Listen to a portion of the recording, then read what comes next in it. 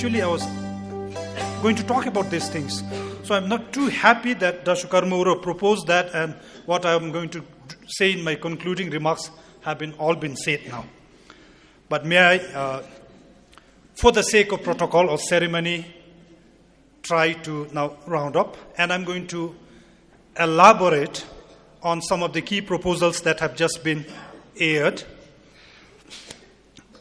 I begin with the second last session, which was supposed to begin with esoteric teachings in Mahayana in China. Something happened, and then there was a switch, and Khenpo Yönten Gelsen took over to talk about Avalokiteshvara. He ended by saying, "May Avalokiteshvara bless you all." And the blessing was so swift and instant that an emanation of Avalokiteshvara in the person of His Majesty the King gave us this honor of an audience which was not in the program at all. So may we, all the participants, foreign, Bhutanese, express our very humble gratitude to His Majesty the King through Dasha Karmura and the Center for Bhutan Studies. I hope I represent this voice. But blessings have been incessant. I just want to quote an example. Day before yesterday, when we received the Honorable Prime Minister and we had this Marcham ceremony, I'm sure most of you have felt that raindrop. It was brief. Okay? And there was also a flash of lightning. It wasn't the ground luminosity, but there definitely was a flash of lightning. So I thought this was all auspicious. But there was something missing. So there was a shower, there was a lightning, but there was no thunder. So I was saying maybe the third element was missing. But that was compensated by a helicopter flying overhead. Okay? So it really complemented the missing element. But jokes aside, I thought the auspiciousness of this Third Vajrayāna Conferences was set not only by the convergence of various auspicious tendrils, but also by the content, the proceedings, and also the fact that Dasha Karmura made us understand Zhichenkhar as, in fact, an exterior manifestation of a kind of mandala. So may we all congratulate ourselves. Yes, this is what I mean. May we all congratulate ourselves. I would like to make 6 observations. Dr. Doji Penjo, one of the Vajrayāna commandos, gave me this task to give a closing remark, and I said, what should I speak about? He said, maybe you can summarize. So I said, okay. And I looked, and there were 30 papers. Minus 1, it became 29. And I thought I made the biggest mistake of my life, because it came at the price of 15 kilometers of walk. I walk 7.5 kilometers every day, so 2 days missed, and 4 hours of sleep. But in the end, the reward was the knowledge that Vajrayāna Buddhism is not a joke. It's serious stuff. It is profound. It is complex, especially in terms of techniques and methodology and the diversity of teachings. But the simple one at the end, as one of the venerable mentioned here, is all about taming the mind and deluded self. 6 points. I'm sorry, if you had 3 points, it would correspond to the triple jump. If it were 4, it would correspond to the 4 empowerments. If it were 5 Dhyana Buddhas. 9 would be too long for a closing remark. So maybe an inauspicious 6. And I'm going to be asking some embarrassing and inconvenient questions. And I'm not going to be evoking compassion in you. For me, it's going to be a bit unorthodox. We all began receiving accolades from international participants. And in Bhutan, we are also in the fashion of saying it aloud that Bhutan is really the last Himalayan kingdom where Vajrayāna Buddhism flourishes. I want to revisit this for a reason I will mention at the end. Vajrayāna Buddhism is widespread beyond Bhutan as well. I think we need to put that on board. When we talk about Bhutan as the last bastion of Vajrayāna Buddhism, I think we are really relating the existence of a sovereign, independent country and then the predominance of institutions, practice, lineage holders of Vajrayāna Buddhism. But minus the sovereignty of certain independent polities earlier, we must take on board the existence of Vajrayāna tradition, practice, lineage holder elsewhere, and that's why we see a diversity of gathering here. Why? The reason, why do I say this is, while we try to brand Bhutan as a Vajrayāna country, we do not want to send out a signal about this being a denial of the existence of other faith and that this is being exclusively Buddhist Vajrayāna country. I think that is not our idea, nor is this the intention of our organizers. So I think that branding of Bhutan as a Vajrayāna country should not be read, misunderstood in any way as a denial of faiths that are otherwise. In relation to this, I also want to point out that last year, I think the organizers, the participants, have made a suggestion for making Bhutan an international Vajrayāna center. And this has been said again and again in the presence of the former Prime Minister. However, the participants now, through social media or mainstream media, are invited to give your thoughts, comments and suggestions as to how that idea of an international Vajrayāna center be realized. So I thought I would want to, that's my first point. My second point I pick up from my young friend there who wanted to make secret of Vajrayāna public, seconded by the two here. And I want to think along that a bit. I'm not summarizing the 29 papers, but I'm picking up some critical issues that cropped up. The idea of secrecy. We talk about Vajrayāna, Tantrayāna, Mantrayāna as some very secret practice, secret tradition. I think we really need to revisit and re-examine, problematize, complicate the idea of the secret. What is it that is secret? Is the idea of secret shared among different Vajrayāna schools? Or are the weightages attached to certain aspect of secrecy more in some tradition, less in some tradition? And as Rinpoche mentioned to me over lunch, have some secrets which are meant to be secret already disclosed through publications, through conferences, through seminars. What is it that we need to hold on to? What is the value of secrecy? So I think we need to really re-examine this and therefore uphold. I mean, there must be a reason why it has to be secret in the first place. But then that also needs to be explained, and otherwise misconceptions and misunderstandings will proliferate. So perhaps the need to visit this idea of secrecy of practices, of teachings, of empowerments, and the different weightages attached by different schools. Maybe there are shared understanding of what is secret. Maybe there are contesting views on what is secret or what is not secret. I mean, we are not under any compulsion to agree on a set of parameters or benchmark to say this is secret, this is not. But a conference facilitates a more broader understanding of that. My third point, and it also came up quite frequently in the conference. I think it is about the idea of decentering and recentering certain aspects of Buddhism, particularly Vajrayāna Buddhist practices, from the social, historical, and spiritual context and being reproduced in a completely different environment. What do I mean by that?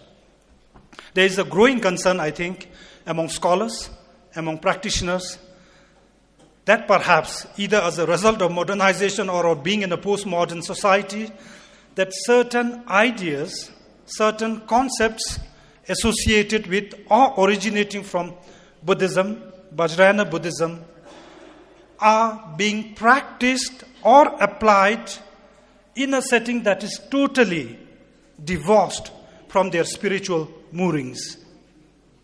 I think there's genuine concern. So, for example, correct me if I'm wrong, the practice of shamatha or vipassana, which may not be just associated with Vajrayāna Buddhism, but now there is a growing industry about vipassana and shamatha meditation as a kind of a therapy for work-related stresses. That this is a kind of a medication applied to heal everyday ailments. Then, we have also seen over the course of the last 2 days about the existence of what I may not disrespectfully but call Vajrayāna acrobatics. So we talk about various physical exercises with strong spiritual moorings, whether it's about Tsalung Chiko, practice of Tumo, how this risks also being used in a physiotherapeutic setting, dissociated from the religious, the ritual, and the spiritual orientations. The presenters, and I must admit, in our conferences, did have that very genuine, very honest inclination as well as eagerness to learn and benefit from that for the purpose of healing, and we deeply respect that. So I'm not even criticizing, I'm respecting that. I'm talking about the larger currents of concerns that any tendency of using, abusing Vajrayāna ideas, concepts, practices, by removing them, decontextualize, I think was the word that came out from their historical, religious, socio-economic setting, may need to be re-examined. What are those that can be taught and shared, even if they do not really have any spiritual connections now? Maybe there are some, maybe there aren't. But I think a discourse would enable us to be bold enough to think about this. My fourth point about guru-disciple relationship, suggestions also being made and talked about. And this subject is an inconvenient thing to talk about, but because it is something like really in the blind spot of Vajrayāna scholars, practitioners, we cannot afford not to just pay some attention to it. The issue has assumed a kind of proportion because of the involvement of high-profile practitioners, Tibetans, Lamas, coupled with non-Tibetans, Western students. So the spicing up, in a way, of this narrative assumes a profile of a greater dimension. But that should not distract our attention away from, perhaps, occurrences of the exploitation of relationship that may be between a Buddhist Lama and a Buddhist nun, or a Tibetan Lama and a Tibetan nun. The profile, the intensity or the higher, lower profile should not really sideline the importance of the issue. I know some of you may think that we should not really talk about this very inconvenient, embarrassing, but then as our Chunma here mentioned, that in the first, this is one thing I want to say. So we need to examine the frame of a guru-disciple relationship. Is it just singular? Is there a monolithic framework of understanding and interpreting a guru-disciple relationship, or are there alternative or more diverse frames in which this relationship is perceived and understood? I think this is one thing that we need to also think about. Secondly, as I said, Sunma also quoted the Dalai Lama and talked about a response, and I think the suggestion came earlier from there. I was under the impression that I have no deadline, time limit to talk about this. About what are the resources, spiritual practices, initiations, that may take different forms. What are the Buddhist way of responding to this? And I think this was one of the suggestions. I think sometimes the scale of issue becomes a bit more complicated when this kind of relationship assumes a not so decent form but are tested against values that are more Western. I'm not trying to excuse or condone anything, but the way you examine and test or measure a certain occurrences against benchmarks, against value systems, that may itself create a gap rather than trying to understand and then create a connection. So I would like to just throw that aloud. My fifth point is again an issue that came up, and I think that was really what Venerable here mentioned. Call it a symbol of the degenerate age, but there is a refrain. There is a concern about how young people interpret or see, rightly or wrongly. I'm not even here to make a judgment. I don't want to make a judgment. Rightly or wrongly about the conduct and the lifestyle of Dharma practitioners. We have Rinpoches, Khenpos, whose engagement within a certain locale and also beyond are generally meant for the mobilization of resources, the cultivation of patronage, for the support of monasteries, for the upkeep of the students, and these are highly respected. I mean, in Bhutan historically, even the largest of the projects were realized with local resources. Of course, times have changed and things are not the same. But Bhutan or elsewhere, there is also this sort of a suspicion, disenchantment, or a concern that perhaps conducts associated with practitioners, lineage holders, or leaders of both sexes may sometimes not necessarily be directed, whether it is the cultivation of patronage or mobilization of resources really for the Dharma purpose, but otherwise. And if we do not address this kind of issues, we risk being party to the nurturing of discontentment and disillusionment. So maybe these are things that we could talk about and be bold about that. Finally, my sixth point is really about the conference again. We have had now 3 rounds of Vajrayāna conferences. The 4th one will be exactly a year hence. We already gotten suggestions, and I just want to build on the thoughts that came in. What are the structure, form, and content we are really looking at? Honestly, as Rinpoche also mentioned, we have had very scientific technical papers, we have had very scholarly papers, because here the participants are not just scholars, we have practitioners, we have lineage holders. So we have had even a semblance of initiation, including by Khenchen Sangye, when we talked about the various chakras, the channels, and how the ah here and the crown, and the hum here and the half ah from the navel below, the compression, the experience of the bardo, death experiences, avalokiteshwara, many other things. So sometimes we have had presentations that bordered on teachings, and these are respected. I think we cannot assume that all the participants are at the same wavelength. Some people appreciate that, like that, and we could see even proposals here. There were also presentations that were about some bordering on teaching, on initiation. So is this the diversity that we want to look for, even in the 4th conferences? Is this the mix that we want to nurture and let proliferate? Or are we going to just think a little beyond? I'm not making any judgment, I'm not making any suggestion, but within this framework, I think we have a total of 11 suggestions earlier from the participants. But I thought it was important to flag this.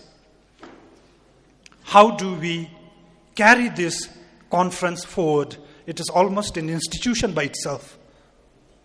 So, with the 6 points, which are not too comforting to some people, maybe inconvenient, embarrassing, but I thought we may may mobilize our confidence to be bold about that and flag them.